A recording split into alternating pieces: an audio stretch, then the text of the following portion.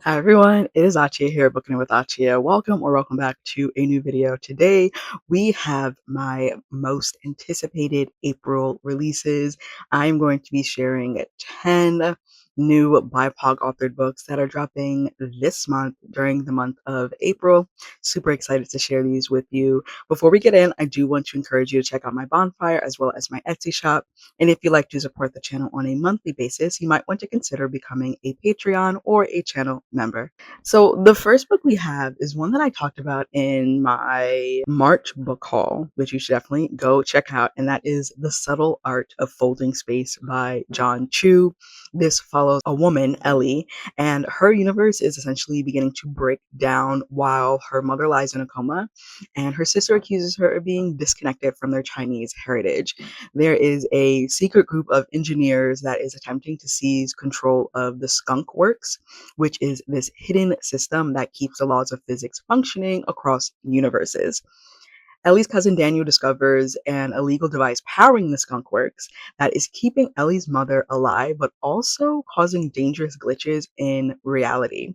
So, as Ellie investigates, she must confront painful family history and generational trauma while uncovering secrets about her mother's past. And ultimately, Ellie is forced to choose between saving her family and preserving the stability of the universe itself. This one, several points for me because the cover is absolutely stunning. I love the cover, but also there's a multiverse aspect, and I always love a good multiverse. And of course, I don't have the release dates for any of these, but these are all April. Just know that. The second book on this list is Enemies to Lovers by Alisha. This is, of course, a romance, and this follows Sajal Chowdhury, who is trying to live a quiet life after growing up in a notorious crime family. Secretly, she steals from men who deserve it, so cheaters, liars, and other bad actors. After she steals a bracelet from Krish Chopra, he tracks her down and claims to be an FBI agent seeking her help to capture her aunt Rhea, the new leader of the Cobra crime syndicate. Krish believes finding Rhea will clear his brother's name, and he offers Sajal a deal. Help him catch her, and he'll leave her family alone. Along the way, their tense partnership turns into undeniable chemistry, turning the dangerous mission into an enemies to lovers adventure. I always love enemies to lovers, but I always love when there's like a danger or a suspense aspect added to it. So points for that.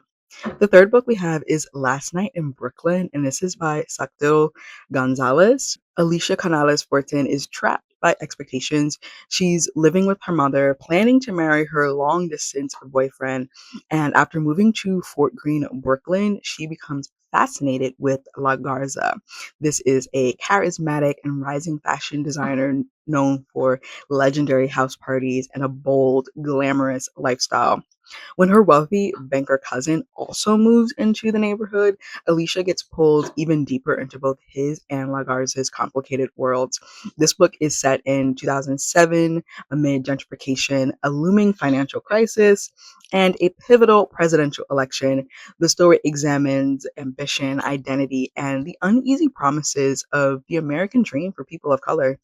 I'm super excited for this one because I read, what was the name? Anita DeMonte's last, oh wow.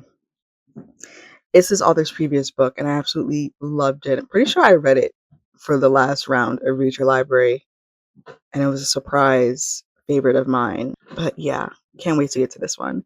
The Language of Liars by S.L. Huang.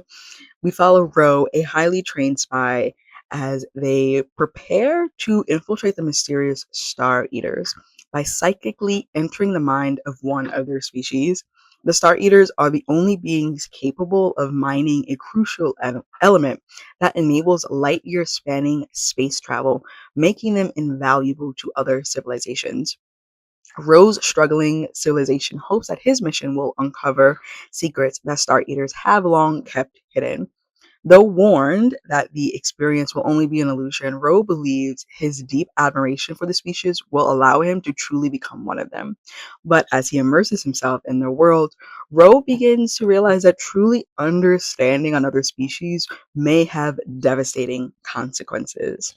This is the same author as the Water Outlaws, which another one that I absolutely love. So I was very, very excited to know that we were getting another work from them. Witch Queen Rising by Savannah Stevens. This is number one in Blood and Magic duology.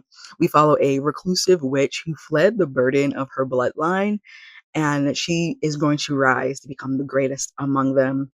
For New Orleans Witchkin, there's no greater honor than to become the prime, which is the chosen person to rule. The title is meant to pass between two rival houses of magic, not to the wayward daughter of the former prime who died under mysterious circumstances. As a girl, Seraphine Moreau was dubbed the Tick Witch for her ability to feed on magic and make it her own. She was a powerful outcast who was feared and misunderstood by her people. But of course, Seraphine is dragged back to continue the legacy. She must earn the respect of her people, navigate the politics of the paranormal communities residing in her city, and heal a broken heart, all while battling a parasitic curse poisoning witchkind. The Bush Tea Murder by Ashley-Ruth Bernier, who journalist Naomi Sinclair doesn't expect a side of murder with her passion fruit juice. But when she returns to St. Thomas, this heralds a series of troubling cases ranging from petty theft to cold-blooded murder that threaten her tight-knit community. And this is exactly the kind of unsavory treat that she must sink her teeth into. Luckily for her neighbors, Naomi is as deft at solving puzzles as rolling Johnny Cake dough. A good thing, since her island community, though small, keeps serving up plenty of trouble. With the help of her friends and her crush Mateo, Naomi must navigate the tumultuous turquoise waters of life in the Caribbean. All as her beloved father battles an illness that keeps tugging her back to the island amid her rising career stateside. Miss Mebel Goes to the Chopping Block by Jessie Q. Satanto. A nearly divorced housewife enrolls in culinary school to win back her husband, only to start questioning the strange antics of her classmates. For 63-year-old Mebel, retirement means her husband of more than 40 years announcing that he's leaving her for their private chef. Mebel isn't sure who's the bigger loss, her husband or the chef. Mebel has the perfect plan. She's going to win back her husband. No one knows what he needs better than her. After all, she's been anticipating his needs their whole marriage. And if he wants a wife who can cook, why else would he leave her for a chef, of course?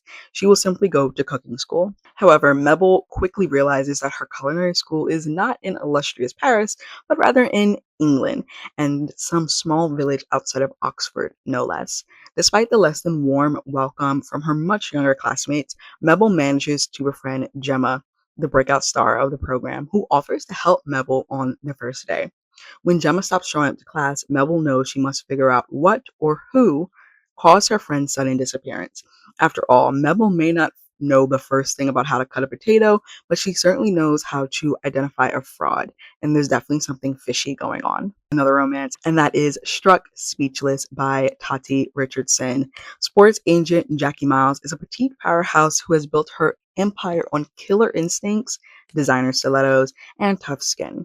Her client roster is legendary. Her temper is hotter than Georgia asphalt. And aside from her French bulldog, Pee Wee, and her boss chick village, she's perfectly content flying solo. Then Antonio Steele, a towering former football star turned rival agent, walks back into her life and all hell breaks loose. Just when Jackie thinks she can handle their explosive chemistry and complicated past, she mysteriously loses her voice.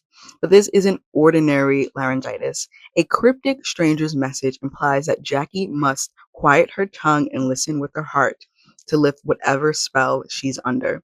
With a career-defying client trip to Mexico looming and only the devastatingly handsome Antonio as a backup, Jackie must learn to let go. If only she could trust him to catch her. The final book on this most anticipated list for me is Alex Wise versus the Gods of the Apocalypse. This is the third book in the Alex Wise series.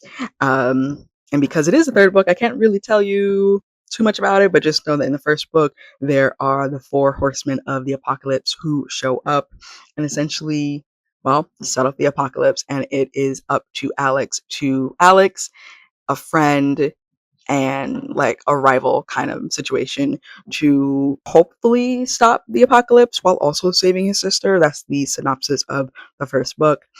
I really am enjoying this series, and I'm excited to see what's going to happen in this third book. And that is it. Those are the 10 books on my most anticipated list for April. If you're interested in seeing many more titles that are coming out during the month of April, make sure to check out my April most anticipated list. I don't even know how many books is on that list, but I posted on Instagram as a static post, but I also posted as a short here on YouTube. Easily 75 plus titles. I do that every month. I've also recently posted my quarter two 100 most anticipated releases. So those are releases from April, May, and June, 100 of them. Make sure to check that out as well. Those will be linked down below. And yeah, let me know. Do we have any most anticipated books from April in common? What are some of your most anticipated releases of April that you're super excited about? And make sure to check out my bonfire, my Etsy shop, and consider becoming a channel member or a Patreon member. And I will see you in the next video. Bye. Weakness showing, I ain't living for the moment. I see what's mine and I want it. Hungry like a Pac-Man. I'm Bruce Wayne and Batman. I'm Naruto with a Hanzo. Got a sharp mind like I'm Einstein. Plus I'm copywriting, so it's all mine. Check it for me, I'm